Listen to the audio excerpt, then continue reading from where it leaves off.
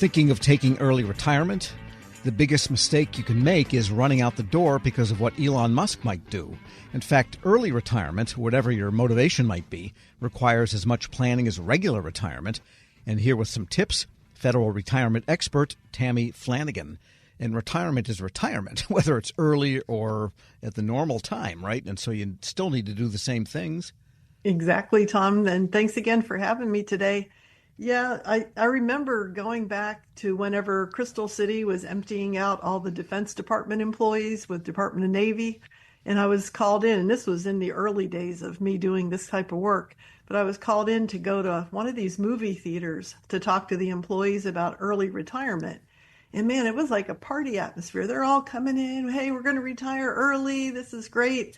And then after I told them, I'm like, well, there's a reduction in the amount of benefits, and you're only going to be 50 years old, and you've got half your lifetime ahead of you. You don't have that much saved in your thrift. And they left there in a little more somber mood than when they came in, realizing that they could retire from federal service, but they couldn't necessarily stop working. That's right, yes, because as you say, if you retire at 50, 52, you've got another 30, 40 years likely to live, and that's a long time on what's left of the FERS pension you'd get and whatever you could save in the TSP. And by the way, I had written a column recently, and I noted that we're off topic here for a second, kind of, that there's now up to 160 or so thousand TSP millionaires. And I saw one account. There's only one account that has 9 million. And then I thought of the math. I don't know who that is, but yep, or how that got there. But yeah, definitely some crazy numbers. But it could not have gotten there by savings alone from a federal salary, because you'd have to save, even if you were a SESer and you saved 100% of your salary for 30 years, you wouldn't have 9 million. So it must have been someone that had to come from somewhere else. Moved in somewhere and ended up in the TSP. So that settled my mind down a little bit. Anyway, so where do you begin for early retirement, and what are the special considerations? Just like you said, Tom, with anything, you have to plan for retirement, whether it's early or traditional or whatever it is. And I think today employees are starting to realize that retirement planning starts with the early part of your career, because we just mentioned the TSP, and that doesn't work if you wait till the last minute to start saving.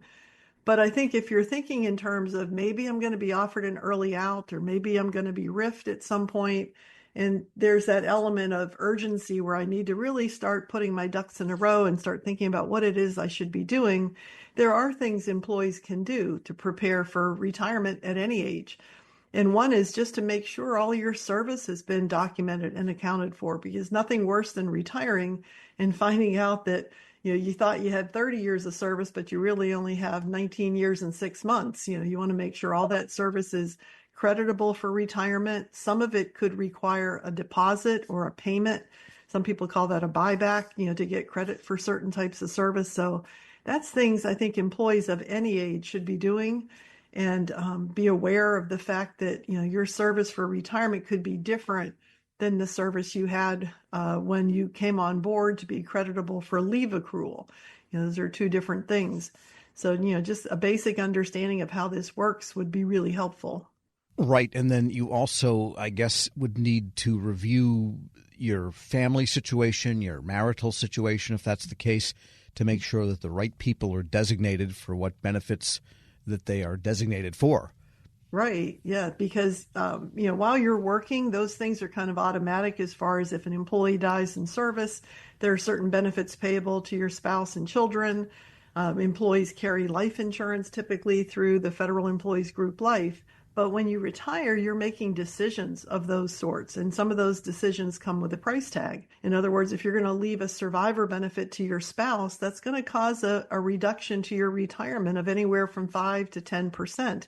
And so if you don't do that, what's the alternative? So it's time to think about those kinds of decisions, because some of those are irrevocable. Once you've chosen not to provide that survivor benefit and 5 years goes by and you realize, oh my goodness, that means my spouse will not get to keep health insurance, it's a little too late to go back and change it. So again, going back to this, educating yourself and getting a better understanding of these choices that you have to make that can be conceivably life-changing.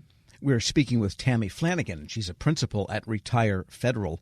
And that issue about life insurance, as we've often said, if you retire on the normal retirement schedule, whatever you do, don't let your FEHBP plans lapse, because once you do, you can't get back in. Do you have it for life if you retire early from the federal government? If you opt in? Even absolutely. Under early retirement provisions, under disability retirement, no matter which way you're going to claim retirement, with the exception of a deferred benefit where you're not eligible for an immediate retirement. Otherwise, you can keep your health insurance as long as you've had it for the last 5 years of your career.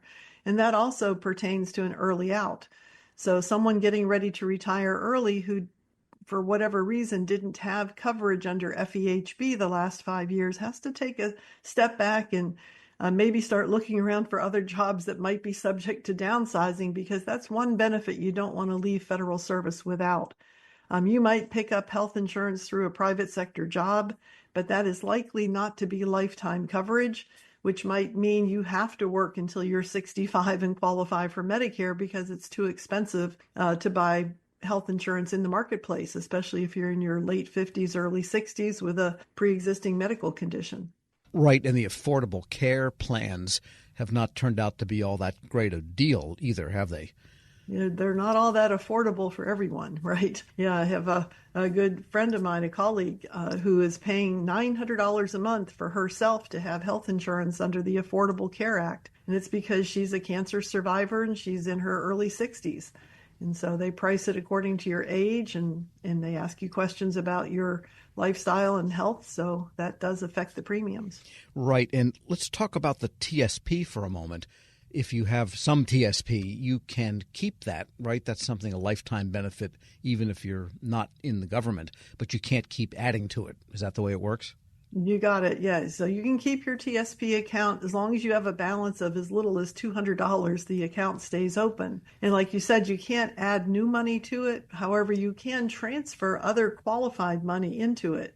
So if you went to work in the private sector and put money in a 401k, and for whatever reason you like the TSP's investment options or the low cost of it, you can transfer that money when you separate from that job into your TSP account so that you can continue to have all of that retirement savings in one place, which goes back to your $9 million example, which is probably what that person did.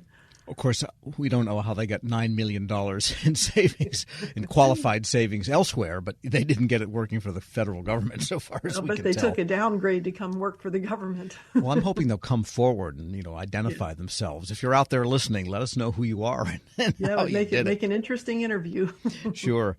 And on life insurance, again, your FEGLI is gone when you leave, right? No, actually, it's not. And that's another big decision you have to make when you retire, is that you can keep your FEGLI. And if you keep the basic FEGLI, which is what employees had since the day they were hired, it's your salary at the time of retirement plus $2,000. If you're over 65 and retired, or when you become 65 after retirement, that's free. And now it does reduce, but hey, you'll keep 25% of it, which is a pretty nice final expense allowance for those expenses your family might be faced with at the time of your passing. So, don't drop your basic FEGLI. Consider how much life insurance you need, because one thing with the optional FEGLI, this is option B that allows you to have 5 multiples of your salary. That might be affordable when you're in your 30s and 40s, but when you hit age 50, it goes up almost 50%. When you hit 55, it almost doubles. And when you go to age 60, it more than doubles, and it keeps going up every 5 years from then. So there's going to come a time in every federal retiree and employee's life when it becomes more expensive than what it's worth. And that's when you have to decide, do I want to replace it? Do I want to reduce it? Do I want to just cancel it, depending on, how much I still need it? What are my financial responsibilities that are going to be left behind if I'm not here? Right, as long as there's enough to bury you and your right. remaining family or spouse or whatever is okay by other means, it's probably not financially all that smart to keep an expensive life insurance policy. That's right. And the problem is the time we start to think about, reducing it or replacing it with a term life insurance policy might be too late. In other words, we might be older, we might not be in the best of health, and it's hard to buy life insurance when you're, you have pre-existing illnesses. So if you're a younger employee listening in your 30s, 40s, 50s, think about your